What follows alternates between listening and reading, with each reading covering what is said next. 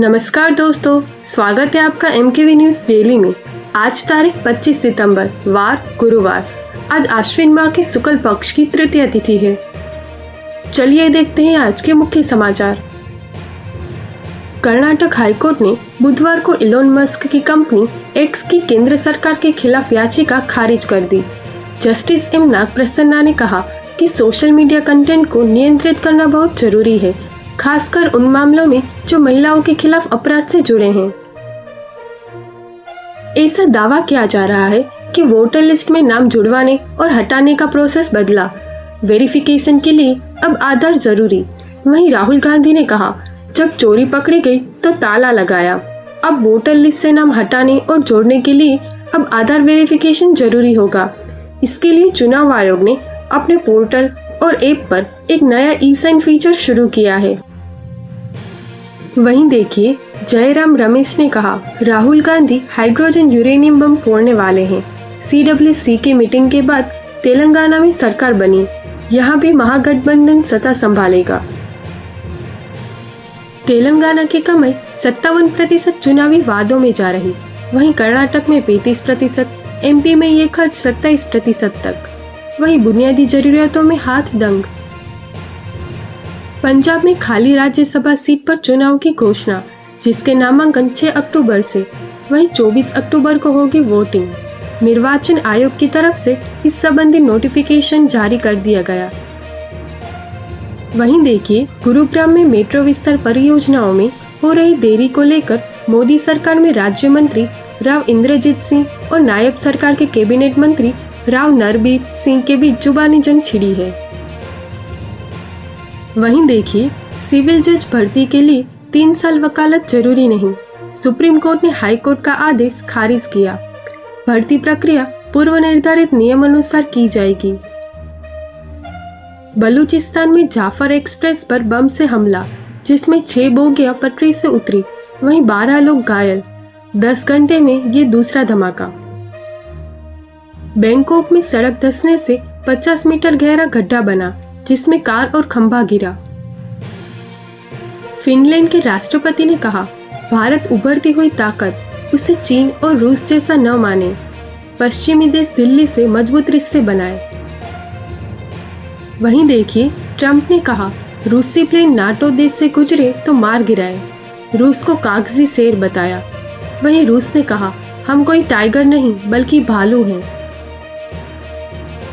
तुर्की के राष्ट्रपति ने यूनाइटेड नेशन में फिर कश्मीर का मुद्दा उठाया और कहा, भारत पाकिस्तान सुरक्षा परिषद की मदद ले। 2019 से 6 बार जिक्र कर चुके। ट्रंप प्रशासन ने मंगलवार को H-1B वीजा चयन प्रक्रिया में बड़ा बदलाव किया है। इसके तहत अमेरिका में H-1B वीजा पाने के नियम बदल सकते हैं। अभी तक यह वीजा लॉटरी सिस्टम के जरिए मिलता है, लेकिन नई योजना के मुताबिक अब ज्यादा वेतन वाली नौकरियों को प्राथमिकता दी जाएगी। मतलब अगर किसी साल आवेदन 85,000 तक सीमा से ज्यादा आते हैं तो उन लोगों के चुने जाने की संभावना ज्यादा होगी जिनकी नौकरी में वेतन ऊंचा है। साल का सबसे खतरनाक तूफान रागासा मंगलवार को हांगकांग पहुंचा। इस दौरान 200 किलोमीटर प्रति घंटे की रफ्तार से हवाएं चली। भारी बारिश के चलते कई इलाकों में बाढ़ आ गई। ट्रंप ने फिर कहा, मैंने भारत पाकिस्तान की जंग रुकवाई।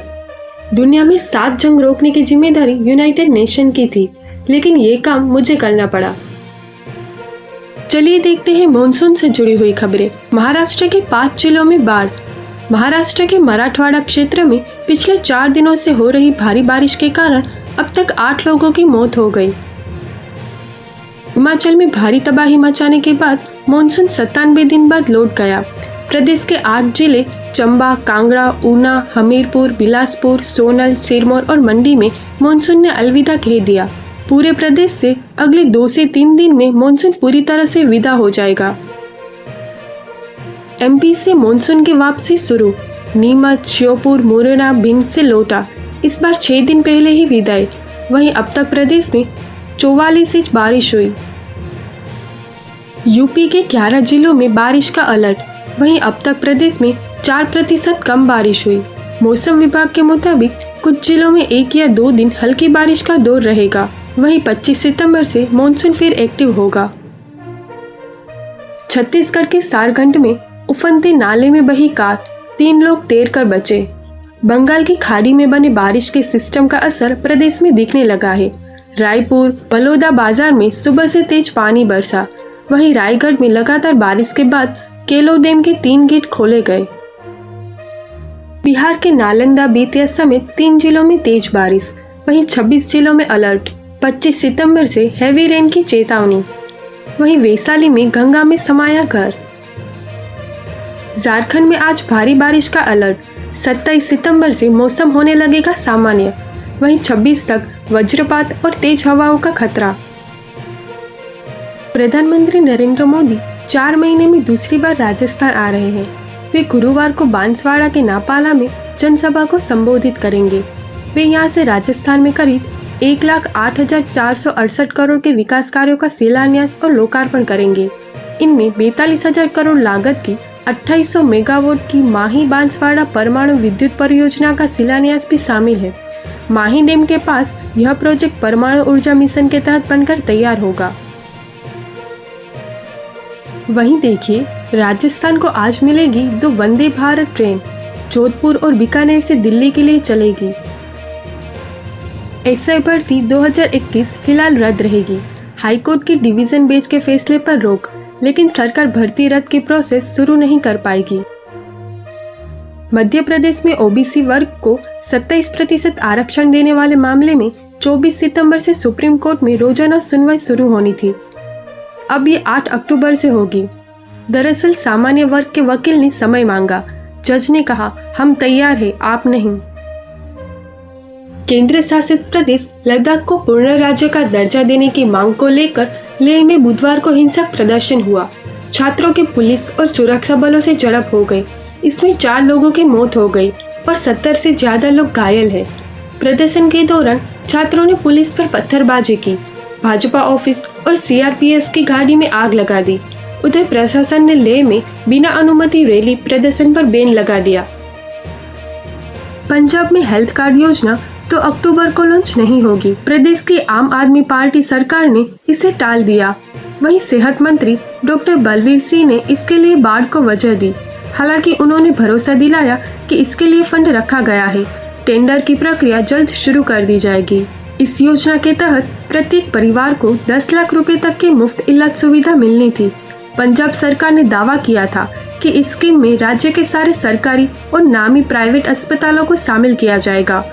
वहीं जो हेल्थ कार्ड बनेगा उसमें गंभीर बीमारियों के इलाज की सुविधा भी लोगों को दी जाएगी।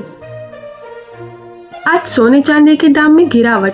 सोना 730 रुपए गिरकर 1,14,000 पर आया। वहीं चांदी 1,34,000 प्रति किलो पर आई। सेंसेक्स 386 अंक गिरकर 81,716 पर बंद। वहीं निफ्टी भी 113 अंक फिसला। रियल्टी, ऑटो और मीडिया शेयरों में ज्यादा गिरावट देखी गई। केंद्र सरकार ने रेलवे कर्मचारियों को दिवाली पर बोनस देने का ऐलान किया। 24 सितंबर को हुई कैबिनेट मीटिंग में रेलवे कर्मचारियों के लिए 78 दिन के प्रोडक्टिविटी लिंक्ड बोनस का मंजूरी दे दी गई। इसके लिए 1,866 करोड़ रुपए का बजट दिया गया, जिसका फायदा 10,91,000 रेलवे कर्मचारियों को मिलेगा। फोन पे का आईपीओ जल्दी आ सकता है।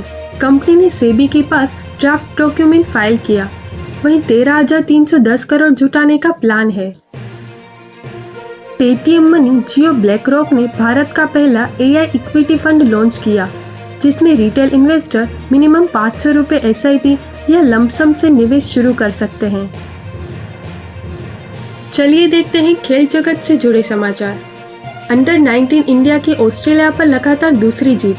वैभव सूर्यवंशी ने उन्मुक्त चंद्र का रिकॉर्ड तोड़ा।